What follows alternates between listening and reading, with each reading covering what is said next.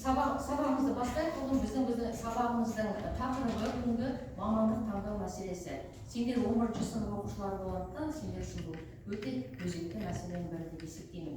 Енді бүгінгі сабағымызды бастамас бұрын жақсы көңіл күймен бастайық сабағымызды. Амандасуымызды бүгін осындай тәсілмен бастағым келіп тұр сендермен. Қазір орныңыздан тұрайық бәрімізге. Орныңыздан тұрып, мынандай амандасып болғанайық. Мен қазір тоқтатқан кезде соны амандасасыздар біле ме? Паузаға басқанда қайсысы шығады, солай амандасамыз. Тамаша. Келесі.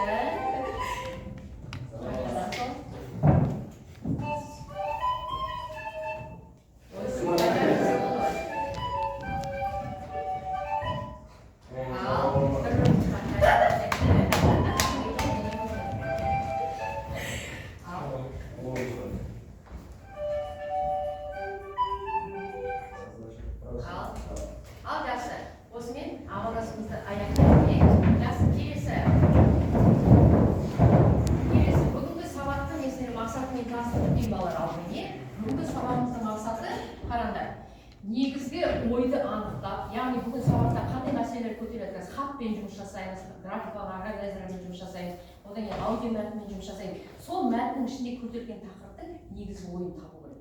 Содан кейін өздерінің ойларын дәлелдеп айта алулары керек, өз пікірлерді жеткізе алулары керек. Бүгін соған жұмыс жасауымыз керек. Негізінен бүгін сендермен біз тыңдалым және айтылым бойынша жұмыс жасаймыз.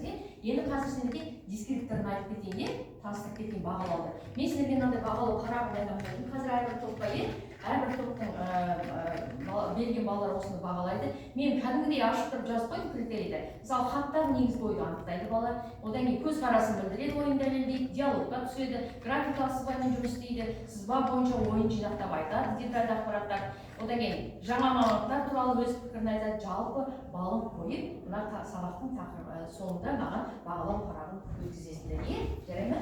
Мен қазір бағалау беріп қойын, әркім өздерінің аттарыңды жазып отырсыздар бұған. Жеткізіп жатса бір-біріне таратып жіберіңдер. Фамилияларға аттарыңды жаза қойыңдар. Қазір бағалау парағын сабақ бойында жасап отырамыз сендермен. Енді қазір мен сендерге бір видео көрсетіп келіп тұр балалар, осы тақырыпқа байланысты. Осы видеоны көріп алайық, одан кейін ары қарай жұмысымызды бастаймыз.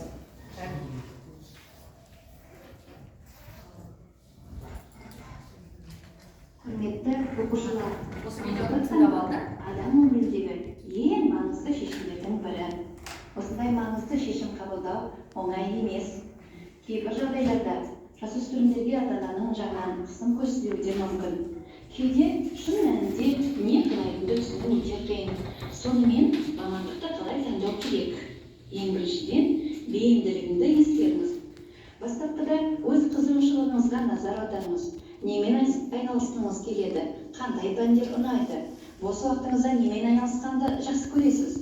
Адамдармен, әсіресе бөгде кісілермен оңай тіл табыса аласыз ба? Көптеген нәрсе сіздің бейімділігіңізге байланысты.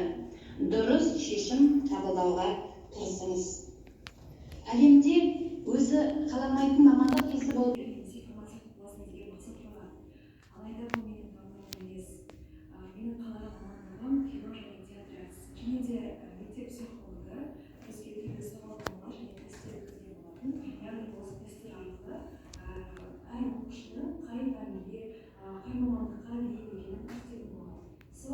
тесттер арқылы өзімнің қабілетім шығармашылық мамандыққа сай келетіндігінде және де жүрек қалың болғандықтан осы мамандыққа түскен болатын.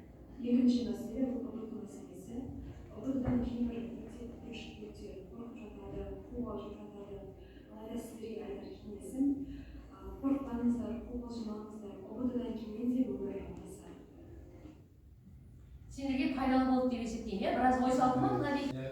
Ой салды. Енді қазір балалар, осыған байланысты болашақ сұрақ қойып көрейін, осы сұраққа жауап беріп көріңдерші балалар. Қазір әрбір топтан бір баладан жауап беріп отырсын. Қай қалаға оқуға түскің келеді? Надя, Өскемен қаласына түскің келеді, жақсы. Әркім өзінің қай қалаға оқуға түскісі келетінде маңызды ол көрек балалар, Келесі, сен болашақ мамандықты, саған болашақ мамандық таңдауда біреу көмектесті ма, Ғален? Жоқ, көмектескен жоқ. Көмектескен жоқ, Саған көмектесті ма? Кім? Алихан? Жоқ, мен өзім таңдадым. Өзің таңдадың, иә? Аха, Петя саған біреу көмектесті ма? Жоқ. Жоқ, иә, дұрыс. Негізі мамандықты бала өзі таңдау керек, иә балалар? Мамандық таңдау оңай ма, әлде қиын ба? Қалай ойлайсың, Катя? Менің ойымша қиын. Қиын деп ойлайсың, иә? Самат, сен қалай ойлайсың? Оңай. Неге оңай деп ойлайсың? Өзің қаласың, қалаған мамандық таңдайсың ғой. Жақсы көрген мамандық. Сен сондай жиын қабылдап отырсың қазір, иә? Ал Катя, сен неге қиын деп ойлап отырсың?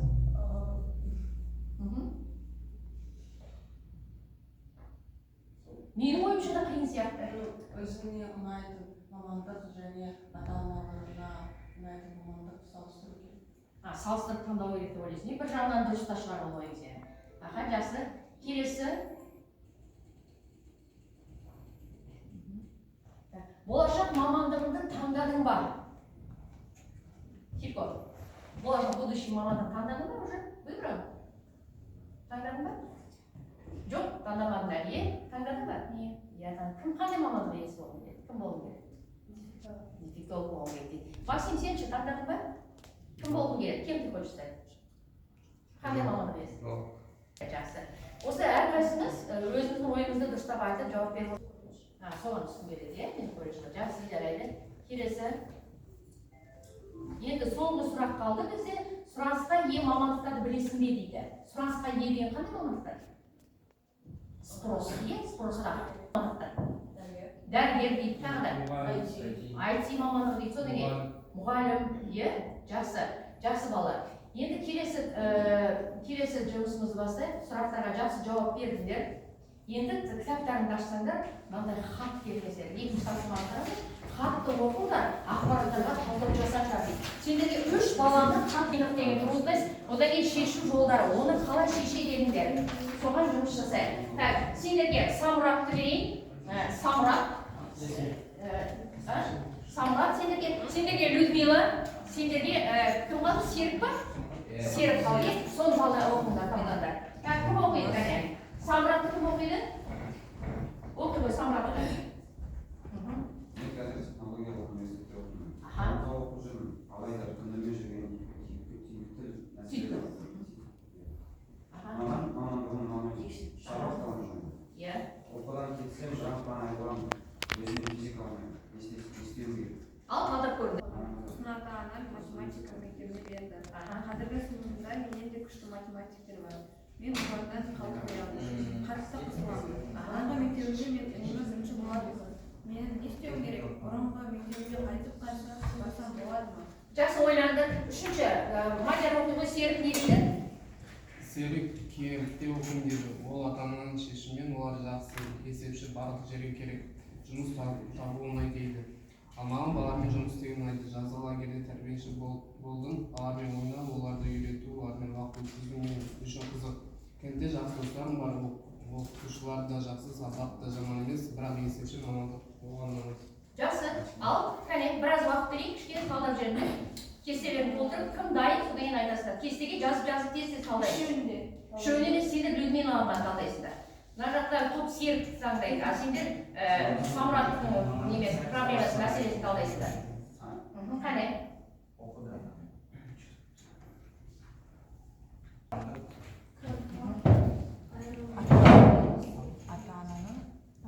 Жазып талдап жүріңдер.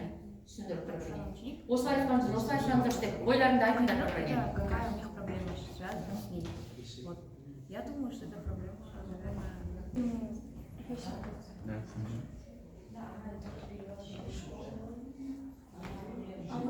Шешу жолын қалай айтасыңдар? Ақыл қандай кеңес бересіңдер?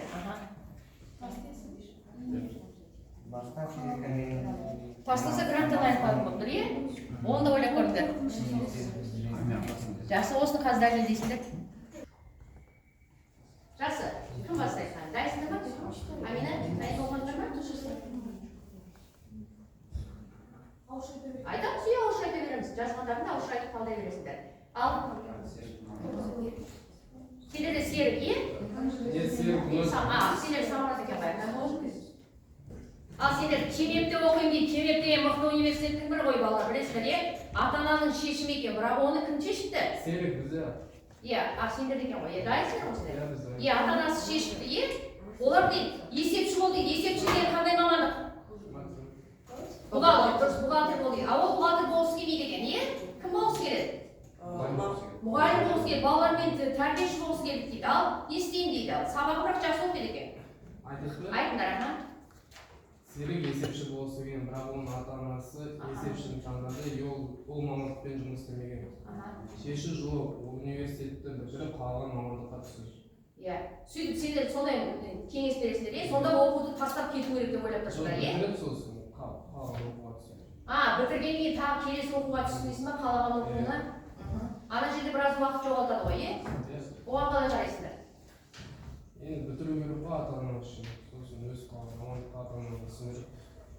Бәрілер ойларысың ба, Катя, сен қалай ойлайсың? Тоже так ойлаймын.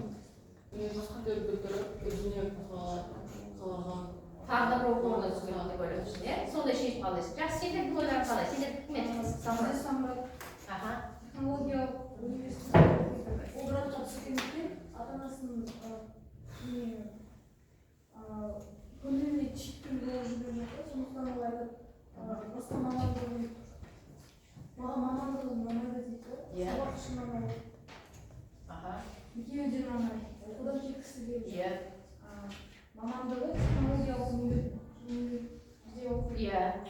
Қиындығы гранттан айырылғысы келмейді. Мамандықтан да сабағы да ұнамайды. Бірақ өзіне физика ұнайды екен, иә? Не істеймін дейді, не істесін енді ол? Грант тастап кетсін ба, болды ма? Университет тастасын дейсің, иә? Ал грантты не істейді, ал ата-анасы грантты өтіріп тұрсын?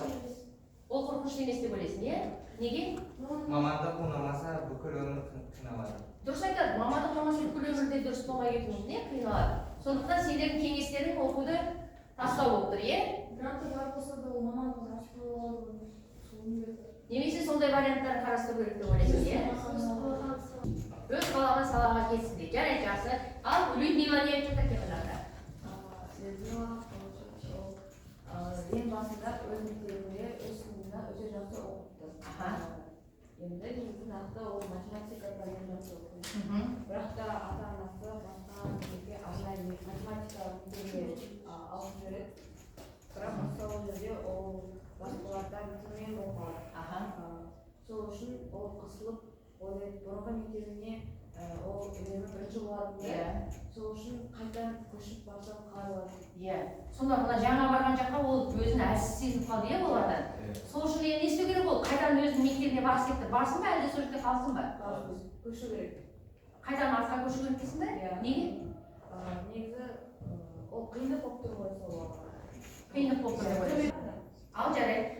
Сендер қандай ой қойса едіңдер, тыңдап отырсыңдар ғой. Жаңа математикаға барған жаққа екінші мектепке, жақсы мектепке барады, қиналып қалды да. Енді ол қайтадан артқа қайтсын, не істесін, қайтсын ба, или қалсын ба? Ол мектепте қалу керек, қиындықты жеңіп өзінің мақсатына жету керек. Өйткені ол осыған да дейін ортада олар өзінен әлсіз болып тұр. Мықты ортаға кіріп, ол өзінің мықты екенін дәлелдеу керек, ары қарай өз мақсатына жету керек. Әлсіздердің арасында мықты болып тұрғанша, мықтылардың арасында әлсіз болып тұрған жақсы сияқты маған да. Мықтыларға теңесу керек. Мықтыларға теңесуге тырысу керек. Егер де ол қайтса, ол сол жерде дамымай қалып қалуы мүмкін, иә? Ал мына жақта жақсы жерде қиналса да, біраз уақыт қиналса да, олармен теңесіп кетуі мүмкін екен, иә? Көрдіңдер ме? Мамандық таңдауда да, жалпы өмірде осындай әртүрлі қиын жағдайлар болып тұрып, соның бәрін дұрыс шешім қабылдауға тырысуымыз керек. Жақсы, өз ойларыңды жақсы айтып отырсыңдар балалар. Енді тағы да осы мамандық таңдау бойынша мен сіздерге қазір графикалық органайзерлер таратамын. Бұл жерде қараңдар, мамандық таңдаудың формуласы, мамандық таңдау. Так, сендерге мынаны берейін. Бұлдар сендердің мамандық жасандар, иә?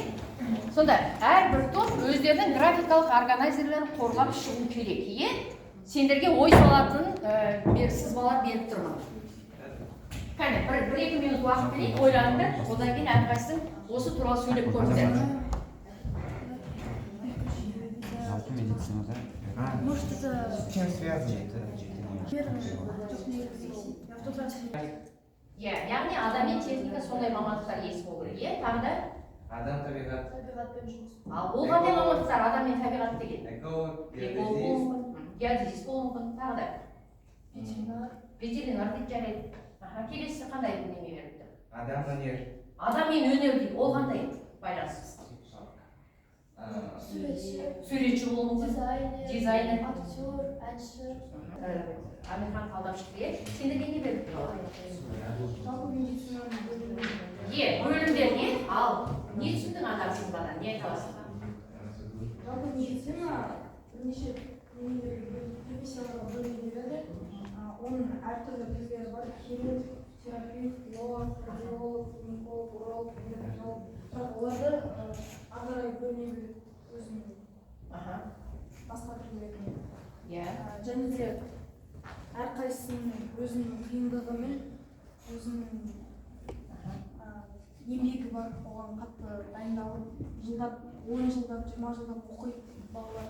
Сондықтан Медицина туралы медицина жалпы қиын өзі. Дұрыс. Бұл өте жауапты мамандықтың бірі, медицинаны қарасақ, біз жалпы медицина деп қана қараймыз, оказывается, оны ары қарайды қаншама бөлімдерге бөлінеді екен. Сендер мысалы медицинаны таңдасаңдар, ары қарай қай мамандығын таңдайсыңдар соның үшін. Узкий специалисттер дейміз ғой, сондай мамандықтарды да біз білуіміз керек екен. Жақсы, жарайды. Ал сендерде қандай сіз бар? Бізде мамандық мұғалімдерден ақыл сұрап, ата-анамен ақылдасу керек. Сол әсер етеді, сол фактор. Сосын өз қабілетіне қарап, өзінің жүрегіне қалай соны ойлау керек. Жарайды. Не істей аласың, қолынан не келеді. Өте дұрыс. И сол мамандық сұранысқа ие ма, ие емес пе, соны ойлану керек. Онда ойлану керек дейді. Сосын сол мамандықтың жалақысын ойлау керек. Жалақысы көп болу керек. Қазіргі заманда ол да дұрыс, жалақыны ойлау керек. Сендер не берген факторлар берген, сонда? Әсер ететін мамандық таңдауда әсер ететін факторлар. Келісесіңдер ме? Жақсы. Келесі сендерде не бар? Қазір бар ма? Бізге мамандық таңдау формуласы берілген. Яғни дұрыс мамандық таңдау үшін неге қарау керек? Дұрыс. Біріншісі қалауы, яғни өзінің қызығушылығы, қабілеті, арманы. Екіншісі қажеттілігі, яғни еңбек нарығындағы сұраныс. Жұмыс табу үшін қазір сұранысқа ие мамандық таңдау керек. Дұрыс. Үшіншісі мүмкіншілігі. Әр адам өзінің мүмкіншілігіне қарау керек. Яғни психологиялық мүмкіндік, денсаулық, қабілет. Дұрыс. Егер де сен оны қалап тұрсаң да мүмкін денсаулығың жарамай тұрса, ол маман, мысалы ұшқыш болғың келіп тұр. Сен денсаулығың жарамай тұрса, сен ұшқыш бола алмайсың ғой, Мен жай мысалға келтіріп тұрғаным ғой. Так, келесі. Сендерде не бар? Дұрыс, ата-ананы таңдау дейді, дұрыс па? Сен үшін ата-ана таңдау керек па? Жоқ, себебі жұмыс сенсің ғой, ата-ана емес, келесі. Қабілеті, қарағанды, жастары болмау. Қабілетің дұрыс, сен способныйсың болу керек деген сөз, қабілет деген, Мамандықты сүйікті пәнмен шатыстыру. Сүйікті пәнмен? Дұрыс. Мысалы, мен бір биологияны жақсы көрем екен деп медицинаға баруға бола ма? Жоқ. Мүмкін сен медицинаны ұнатпайсың, бірақ биологияны ұнатып тұрсың, соған да қарау керек балалар. Досының таңдауы. Достың таңдауы. Досың айтса, сен анаған бар, ой күшті іздесе. Болмайды, дұрыс. Келесі. Болды, осындай қателіктер. Жақсы, графикаға. Жаңа мамандықтарды да ала келді. Адам баласы 20 ғасырда қажетсінбеген, тіпті естіп білмеген түрлі мамандықтар пайда болуда. Ол негізінен ақпараттық технологиялардың ұшқыр дамуына, қызмет көрсету және саладағы еңбекті жүктеу ережесінің түрленуіне байланысты. Төменде келтірілген мамандық атаулары бірнеше жыл бұрын қолданыста болмаған. Олардың атын естігенде қазіргі күннің өзінде сонда болмаған. Немен шұғылданады деген сауал туындайды. Бірақ даму жолына түскен компаниялар бүгінде осындай мамандар үшін өз мекемесінде орын әзірлеп жүр. Сонымен жаңа ғасырдың жаңа мамандықтарына тоқталайық. Бренд менеджер, тауарды оның қалай өндірілетінін жақсы білетін маман. Логистик, бұл мамандық туралы естуіңіз бар шығар. Қысқаша айтқанда, бұл жүк тасымалын қадағалайтын маман. Промоутер, компанияның өнімді сату, жарнамалау және өткізу жұмыстарымен шұғылданатын өкілі. Супервайзер, сауда өкілдіктерінің жұмысын қадағалайтын, жаңа бағыттарды айқындайтын маман. Вебмастер, сайт жасаумен шұғылданатын маман. Копирайтер, сайт үшін контент құрушы. Коучер, қызметшілердің потенциалын өсіретін маман. Интервьюер, әлеуметтік зерттеулер үшін сауалнама, сұхбат жүргізетін маман. Девелопер, жылжымайтын мүлік мүлік саласында оны жобалау және құрылысын жүзеге асырумен шұғылданатын маман. Самелия ресторандарда сусындардың таратылуына, дұрыс құйылып, қонаққа берілуіне жауапты кәсіби маман. Джобер оның жұмысы брокердің жұмысына ұстайды, бірақ Джобер акцияларды сатып алуға және сатуға өз ақшасын жұмсайды. Ресепшенист тұтынушылар қабылдау және келушілерді тіркеумен шұғылданатын қызметші. Байер сіздің орныңызға киім алып жүретін маман. Ол киім өлшеміңізді алып, сән мен стильге сай киім таңдап алып береді. Бұл батыста танымал мамандықтың бірі, әрі уақыт үнемдеуге мүмкіндік береді. Алайда шын мәнінде екі есе шығынға келіп соғады. Мұнда не ақшаны, не уақытыңызды таңдауыңызға тура келеді. Бариста кофе дайындайтын арнайы маман. Сусиста суши дайындайтын адам. Пастиржер адамның шашынан жасанды шаш, мұрт жасайтын маман. Стрингер белгілі бір бұқаралық ақпарат құралдарының штаттан тыс видео-фото операторы. Қауіпті аумақтарға барып, қажетті сурет видеоларды түсіріп редакцияға жібереді. Радиохирург радиотолқындардың көмегімен операция жасайтын дәрігер. Инженер-орманшы орманның жағдайын тексеріп жүретін маман. Headhunter бір компанияның жақсы мамандарын басқа компанияға аулап беретін мамандар. Имиджмейкер адамға сәнді образын таңдап, талғамын жасатуға тырысады. Спичрайтер көпшілік алдында сөйлейтін мәтінді жазып дайындап беретін маман. Тізімде келтірген міне балалар, жаңа мамандықтар туралы аудио тыңдадыңдар, бірақ мына жерде мен өзім көп мамандықтарды білмеймін, бірақ жаңа мамандықтардың қандай мамандық екенін атауымен айтып отыр. Мен сендерге қазір Тарсияны таратып қойдым, мына әдісті білесіңдер. Тарсия әдісімен ойларында сақтаған мамандықтар құрап шығыңдаршы кәне. Қандай жаңа мамандықтар ойларында қалды? Қане, құрайық.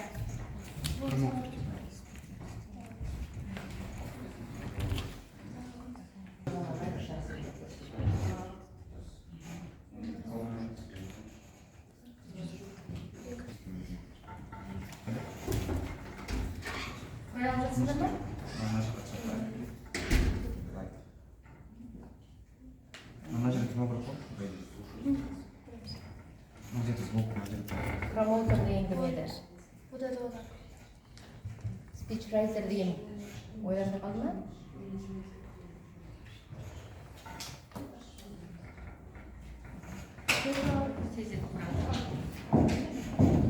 Мына дәрісін құрап болып қалды.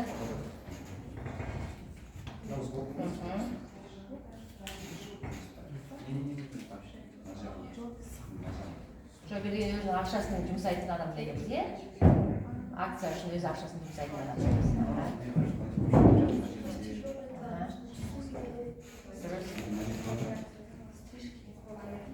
Байыр дегеннен еді, баны біреу үшін кейін қалдайды,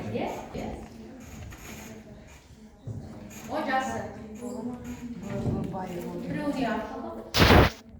О, мына көп жасы құрап шықты. Ойларына сақтапты. Ал қазір енді осы жаңа мамандықтар туралы ойларын дайындап отырмын. Не ойлайсыңдар?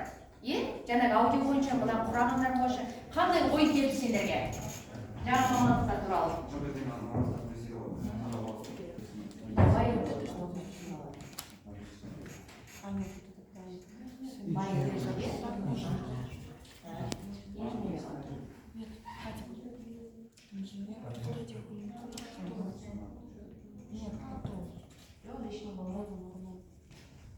Болып қалдыңдар,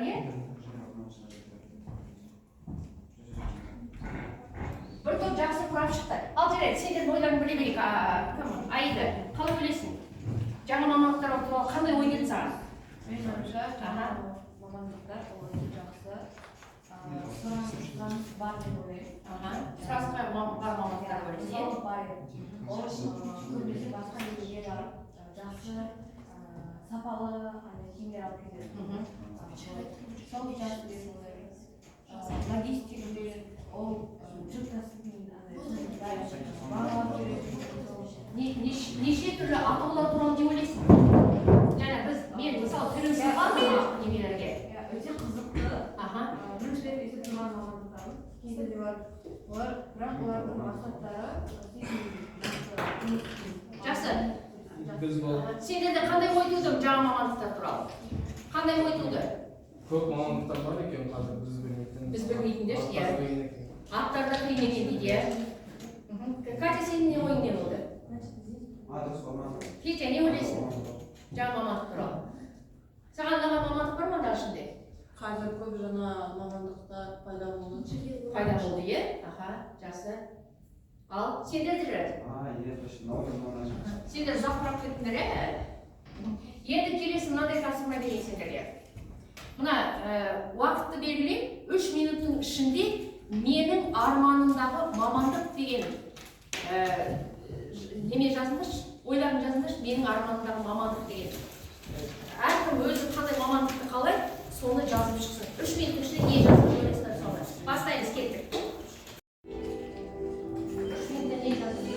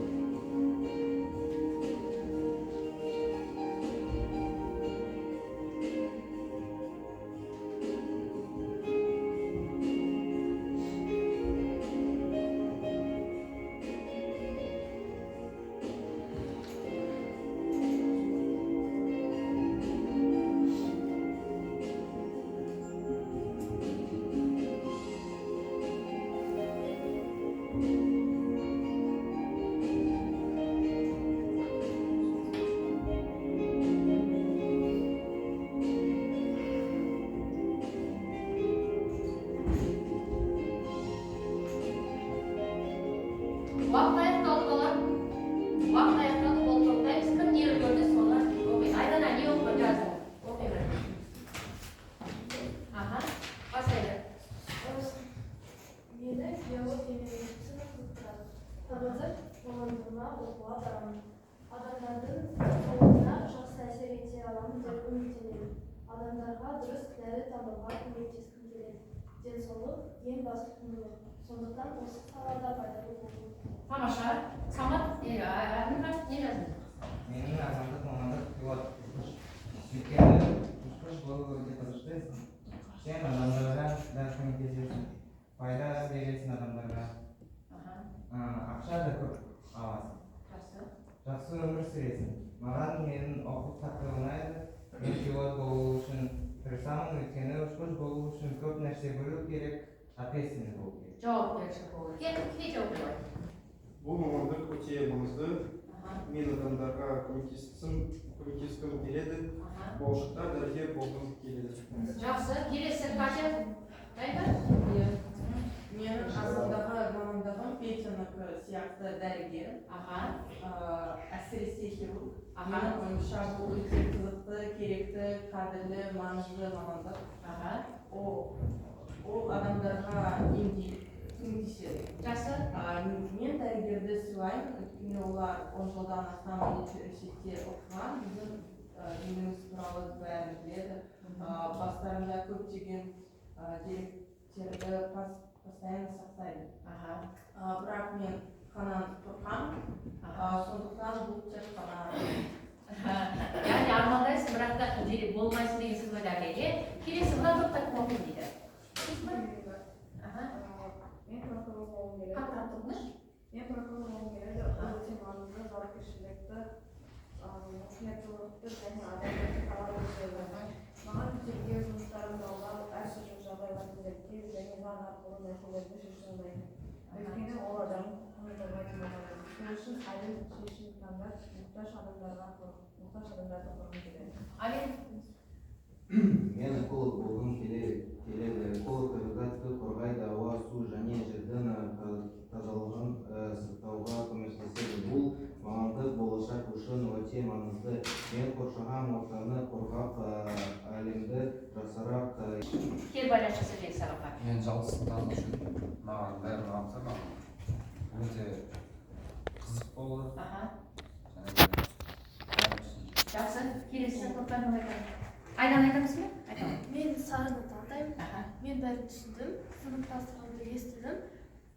Маған шынымен қызық болды. Мен саны таңдаймын 9-ды. Маған бәрі түсінікті, мен өзімнің мамандықты таңдадым. Класстастарды да тыңдадым. Өте маған ұнады. Жақсы, келесі кім ойын білдіреді тағы да? Кел байланыс. Мен сары түсті шеңбер таңдаймын. Бұл тақырып маған өте қызық болады деп санаймын. Себебі бүгін өте көп жаңа мамандықтар беріледі. Оларға қызық. Жақсы, кім айтады? Айтады енді ойды. Бұл тақырып маған өте қызық болды. Себебі графикпен, сызбамен жұмыс істеу қызықтар болды. Жарайды, жақсы. Енді бір-бірлерін бағалап жүріңдер. Бағалау парағымен бағалап жүріңдер. Енді барлықтарында мамандық таңдап отырған болмасыңдар ғой. Әсемпаз болма әр неге, өнерпаз болсаң әр қалаң, сен де бір кірпіш дүниеге кетігін тап та бар қалаң деп. Балалар, сендерге Абай атамыздың өлеңмен сабағымыз аяқталып келіп тұр. Сендер де өздерің болашақ мамандықтарыңды таңдаңдар, өздерің өмірде жолдарың болсын. Барлық адамның арманы бар, сол армандарыңа жетіңдер. Содан кейін мен сендерге бүгін мынандай үй дайындап қойдым. Мынандай әдемі өмірлерінде әдемі үйдің мамандықтарында жазып қойыңдар. Бұл естелік болсын, болашақта осыны қарап жүрейік. Осы мамандықтарға жазып келдір. Кел ол, кел. Кім қандай мамандық таңдайды, соны жазып өздерінің армандарындағы мамандықтарын жазып келсіңдер, мамандықтарын атауын.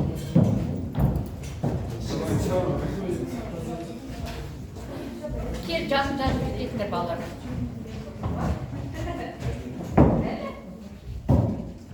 Осы мамандық иесі болуларыңа тілектеспін. Тезірек жазайық. Келдір, Амир, келдір. Сап келдір. Осыны сақтап қоям. Кейін өздерің айтасыңдар, осы мамандық иесі болыптар ма жоқ па? Кондитер дейді.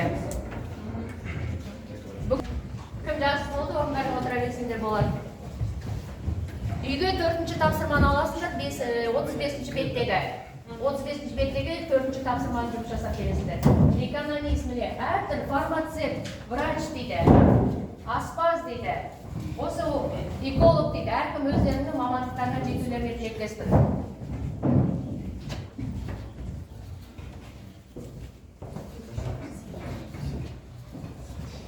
Свач, қазір қандай айталыңдар, сөйледіңдер. Көп рахмет. Бағалау